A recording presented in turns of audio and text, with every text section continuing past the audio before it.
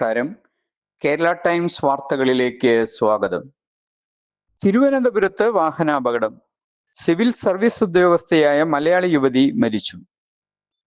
തലസ്ഥാനത്തുണ്ടായ ദാരുണമായ വാഹനാപകടത്തിൽ civil service ഉദ്യോഗസ്ഥയായ യുവതിക്ക് ദാരുണാന്ത്യം. അടാട്ട് ശ്രീകുമാരൻ സുഭദ്ര ദമ്പതികളുടെ മകൾ അനുഷ മതിലകത്ത് ആണ് ഇന്നലെ തിരുവനന്തപുരത്ത് വെച്ചുണ്ടായ അപകടത്തിൽ മരണപ്പെട്ടത്.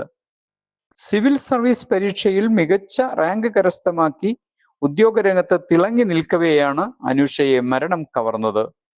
സിവിൽ സർവീസിലെ മിടുക്കിയായ ഒരു ഉദ്യോഗസ്ഥയെയാണ് ഈ അപകടത്തിലൂടെ നഷ്ടമായിരിക്കുന്നത്. ശ്രീജയാണ് മരണപ്പെട്ട അനുഷയുടെ സഹോദരി. സംസ്കാര ചടങ്ങുകൾ ഇന്ന് നടക്കും. അനുഷയുടെ അപ്രതീക്ഷിത യോഗത്തിൽ ഞെട്ടിലാണ് കുടുംബവും സുഹൃത്തുക്കളും.